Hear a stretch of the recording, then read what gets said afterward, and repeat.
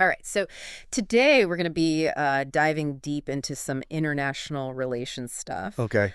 You sent over this awesome Lex Fridman podcast with John Mearsheimer, and Yeah. That's a long one. it's a long one. Yeah. And honestly, it sparked a ton of discussion.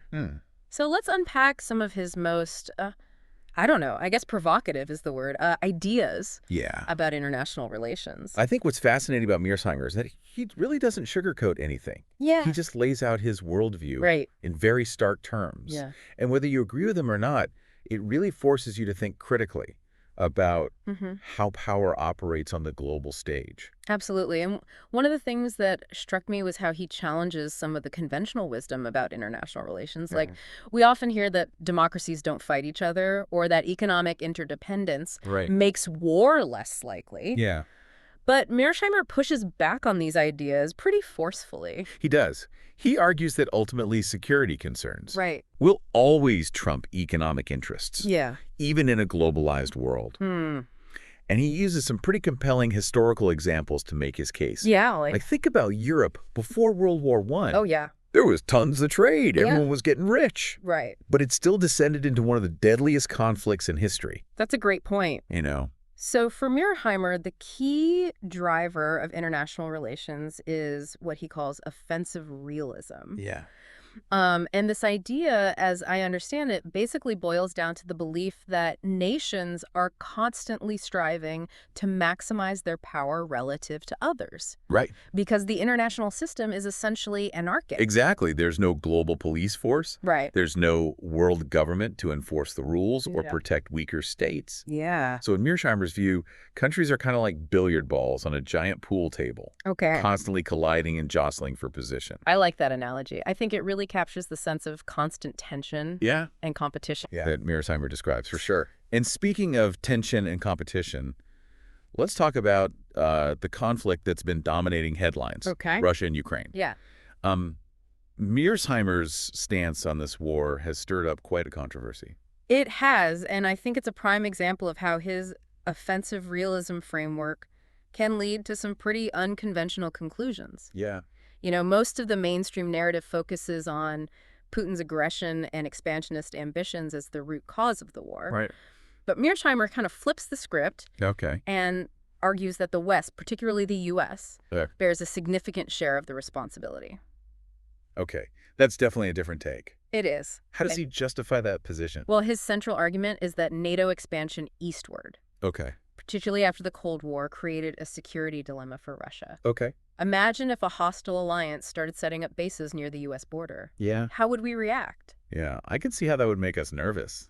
Exactly. Yeah. And Mearsheimer argues that Russia repeatedly warned the West against expanding NATO, even drawing a red line at Ukraine. Right. But the U.S. and its allies continued to push forward, essentially ignoring Russia's security concerns. And then there's that quote from Angela Merkel. Yeah. NATO expansion is a declaration of war. Right. It sounds like Mearsheimer sees that as evidence that even some Western leaders understood the potential risks. Yeah, he sees that as basically confirmation of his worldview. And he also points to the broken promises surrounding the Minsk agreements, which were supposed to bring peace to eastern Ukraine. Right. He argues that the West never intended to implement those agreements in good faith, which further eroded trust and made conflict more likely. So if I'm understanding this correctly, Mearsheimer isn't condoning Putin's invasion. No. But he's saying that the West's actions created an environment where war became more likely. That's a good way to put it. Okay. He's essentially arguing that the West, while perhaps not intentionally seeking war, acted in a way that made it almost inevitable. Given Russia's security concerns and the logic of offensive realism. Okay, that's a lot to process, but it's a fascinating perspective. Yeah. And speaking of fascinating and a bit terrifying, how does offensive realism account for the existence of nuclear weapons? Yeah. It seems like the whole idea of constantly seeking more power would be a recipe for disaster in a world where a single mistake could lead to global annihilation. It's a crucial question. And it's one that Mearsheimer grapples with in depth. Yeah. Obviously, he acknowledges that nuclear weapons have changed the game. Right. The concept of mutually assured destruction, or MAE, makes large-scale war between superpowers far less likely. Right. At least in theory. It's like that game of chicken where no one wants to swerve first because the consequences are just too horrific to contemplate. Exactly. But here's where it gets interesting. Okay. Mearsheimer doesn't believe that nuclear weapons have completely eliminated the possibility of conflict. Right. He argues that they can be used for what he calls the manipulation of risk. What does that mean exactly? Essentially, it's the idea that a nation could use a limited nuclear strike, perhaps in a remote area or against a military target, to signal its resolve and escalate the stakes of a conflict. He even suggests that this strategy was part of NATO doctrine during the Cold War. Whoa. You're saying they were willing to risk a full-blown nuclear exchange? What the thinking was that if NATO was losing a conventional war in Europe, they might use a small number of tactical nuclear weapons to demonstrate that they were willing to go all the way, hoping that the Soviets would back down rather than risk escalation. But wouldn't that risk spiraling out of control? I mean, even a single nuclear detonation could trigger a chain reaction leading to a full-blown nuclear war. That's exactly the danger. And Mearsheimer acknowledges the terrifying unpredictability of such a scenario. He calls it the slippery slope. Right. Even a limited nuclear war could quickly escalate into something far more catastrophic. So in a world where nuclear weapons exist, offensive realism becomes even more complex and dangerous. Yes. It's not just about amassing military power. Right. It's also about managing risk and understanding the potential consequences of escalation. Absolutely. And this is where Mearsheimer's emphasis on strategic thinking and clear communication becomes even more critical. Right. If nations are going to operate in the world where nuclear weapons exist, they need to be incredibly careful about how they signal their intentions and manage crises. Well, you've definitely given us a lot to think about regarding nuclear weapons and offensive realism. Sure. Let's shift gears now and talk about another conflict zone where Mearsheimer's ideas offer a provocative perspective. Okay. The Israeli-Palestinian conflict. Yeah, this is a conflict that's been tragically defined by decades of violence and animosity. Right. And as you might expect, Mearsheimer applies the same core principles of offensive realism to analyze this situation. Okay, so how does he see the Israeli-Palestinian conflict through that lens? Well, he starts by arguing that the occupation of Palestinian territories is the root cause of the ongoing violence. It creates a dynamic where the occupied population will inevitably resist, which then leads to more crackdowns and more violence in a vicious cycle. That makes sense. It seems like a classic example of how security concerns and the pursuit of power can create a self-perpetuating conflict. Exactly. And Mearsheimer believes that the only viable solution, the only way to break this cycle of violence, is a two-state solution. That means having a separate sovereign Palestinian state alongside Israel. That's an idea that's been endorsed by many world leaders and experts, but it seems like the prospects for such a solution are pretty dim right now. Mearsheimer agrees. He's deeply pessimistic about the chances for a two-state solution, primarily due to the growing animosity on both sides and the steady rightward shift in Israeli politics. Right. He sees less and less support within Israel for a Palestinian state and argues that the decades-long occupation has created a deep well of distrust and resentment, making any kind of compromise extremely difficult. It sounds like he's pretty disillusioned about the potential for a peaceful resolution. He is. Does he offer any alternative paths forward, or is it just a bleak outlook? Well, he does talk about the concept of the Iron Wall.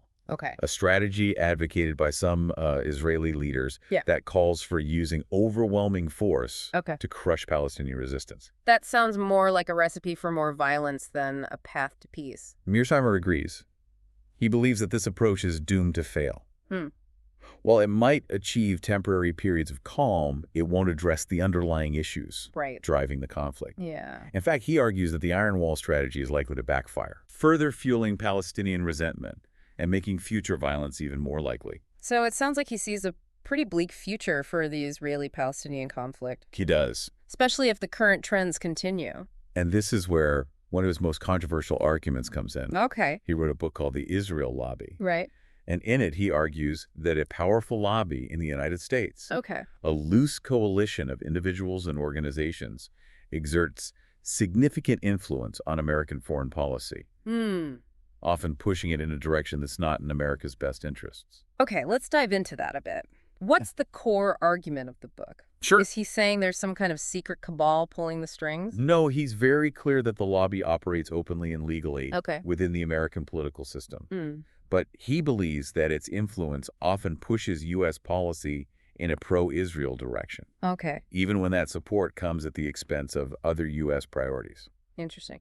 Can you give me some examples of what he sees as this undue influence? Well, he cites examples like the U.S. invasion of Iraq, which he believes was partly driven by the lobby's desire to remove Saddam Hussein, who is seen as a threat to Israel. Okay. He also argues that the lobby stifles debate on U.S. policy in the Middle East, making it difficult to have an open and honest conversation about the region's complexities.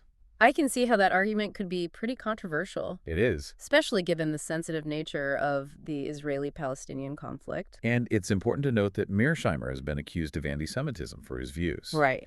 He vehemently denies those accusations, arguing that he's simply analyzing the role of a powerful interest group in American politics. Right. He believes that open debate about the lobby's influence is essential for a healthy democracy. It sounds like he's walking a tightrope there, trying to analyze the influence of a powerful lobby without veering into territory that could be construed as anti-Semitic. He is, and that's a really important point to keep in mind when discussing this particular aspect of his work. All right, so we've covered a lot of ground here, from the basic principles of offensive realism to its application in various conflicts. Yeah. And we've seen how Mearsheimer's perspective can challenge conventional wisdom and lead to some pretty thought-provoking and sometimes controversial conclusions. Definitely. And as we move forward in this deep dive, I think it's going to be crucial to keep these core ideas in mind. Yeah. As we explore other aspects of Mearsheimer's thinking. Yeah. Especially as we delve into what he sees as the biggest challenge for the United States in the 21st century. Okay. The rise of China. Okay.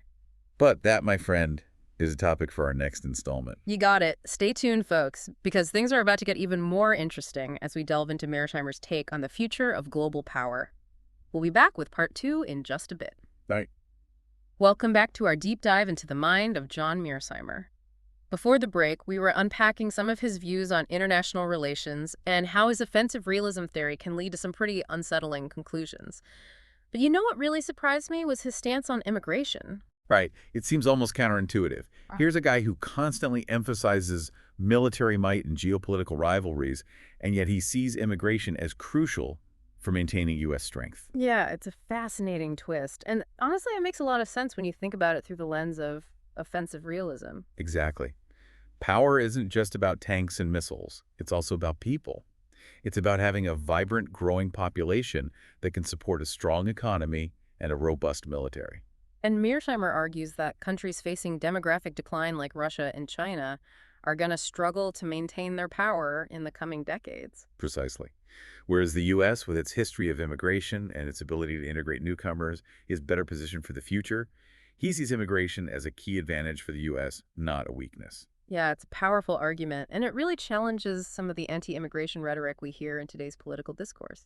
It does. And it makes you wonder how much of that rhetoric is driven by genuine concerns about national security and how much is just political maneuvering. Great point.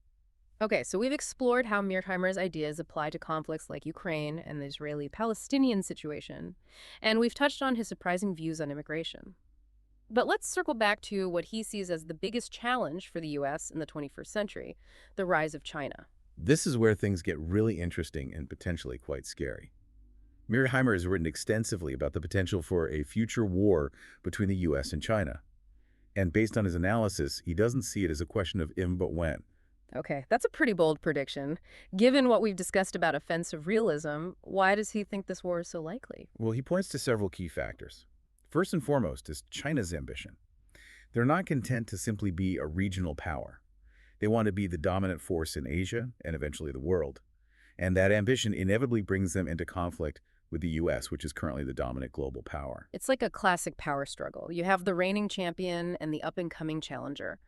A clash seems almost inevitable as the challenger seeks to dethrone the champion. Exactly.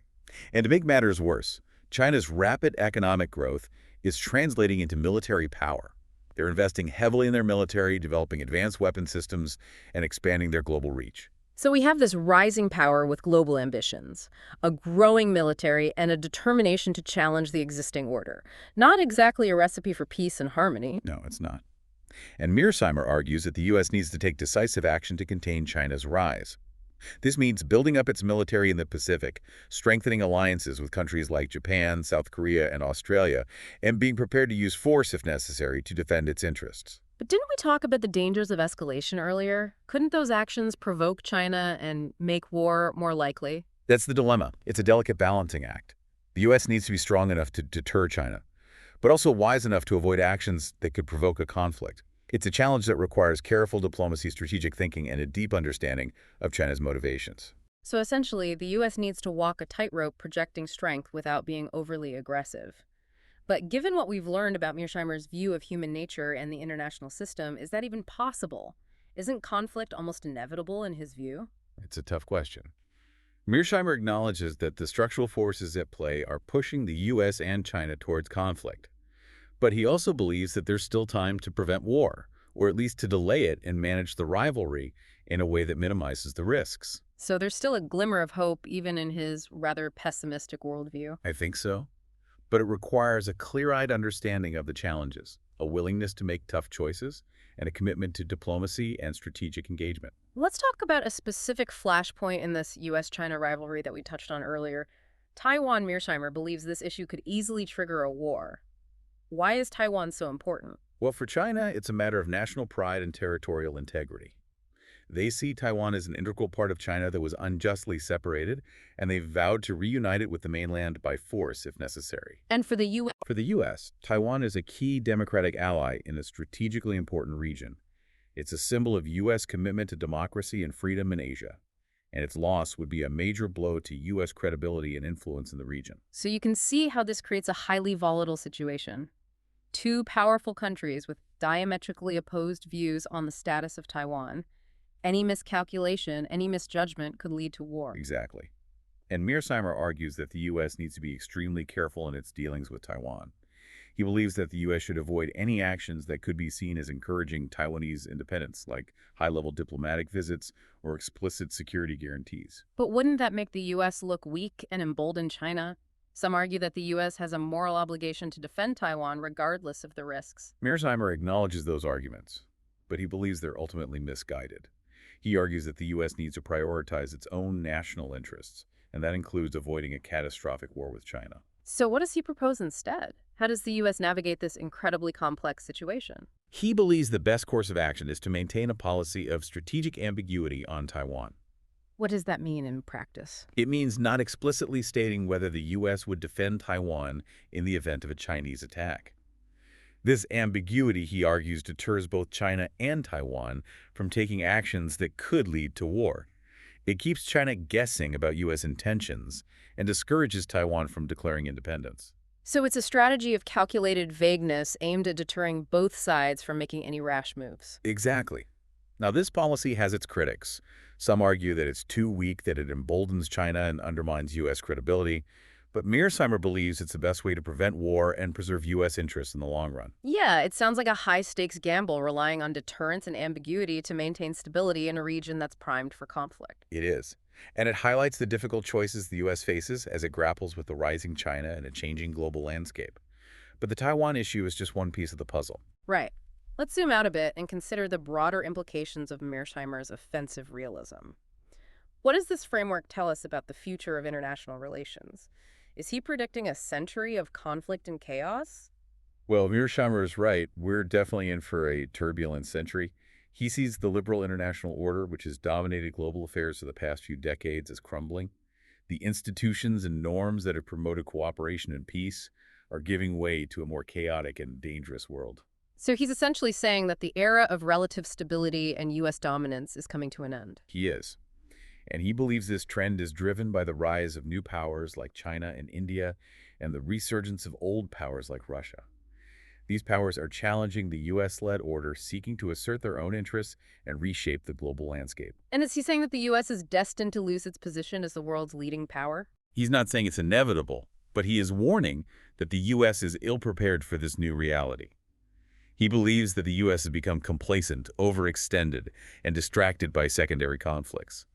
He argues that it's lost sight of the real strategic challenges and has failed to adapt to a changing world.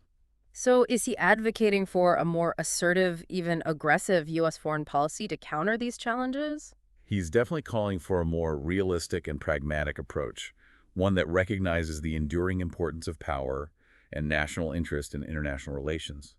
And he sees this offensive realism as the key to understanding how the world really works and how the U.S. can effectively navigate these turbulent times. Exactly. And whether you agree with his conclusions or not, his framework can be a valuable tool for understanding the dynamics of power and conflict, for asking the right questions, challenging assumptions, and making more informed decisions.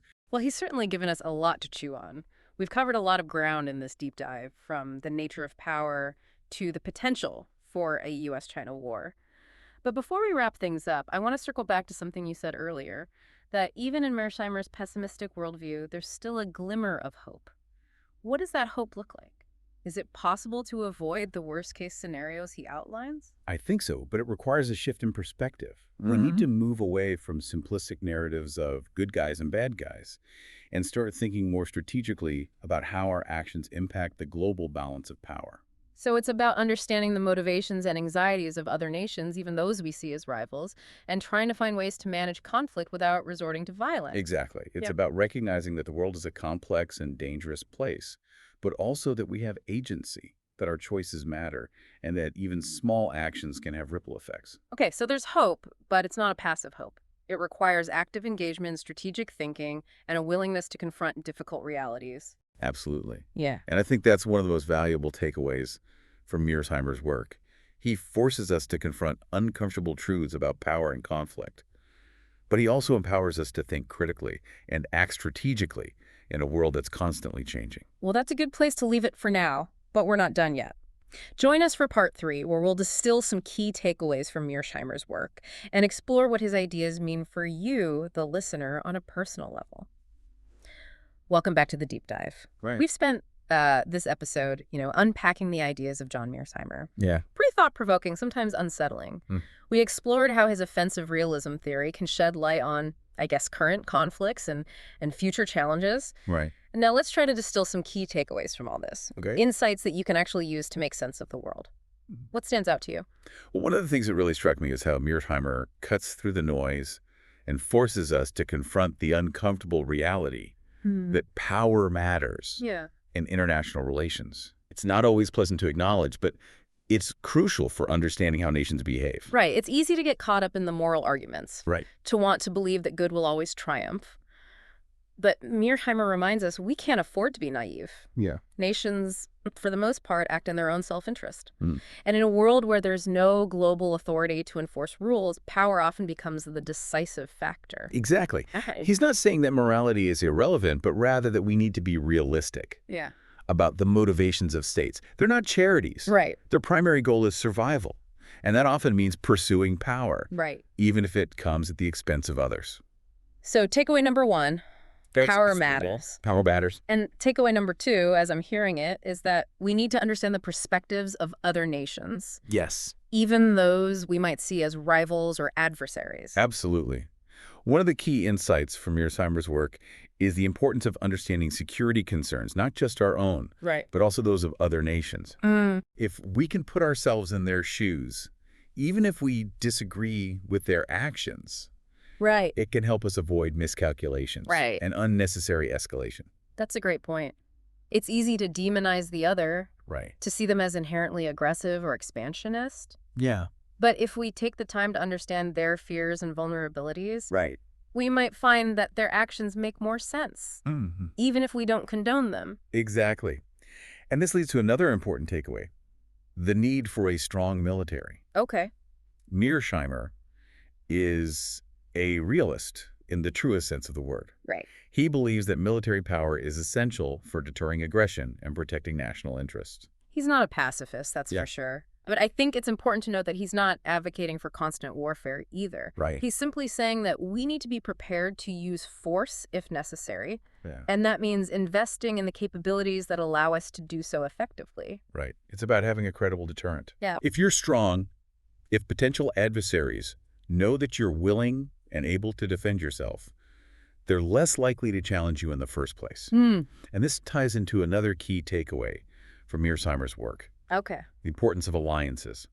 Yeah, that's a theme that's come up throughout our discussion. He seems to believe that in a multipolar world where power is more diffuse, alliances become even more crucial. They do? For balancing against potential threats. For sure. So let's summarize what we've learned so far. Okay. Power matters. Power matters. Understand the other side's perspective. Yep. Maintain a strong military.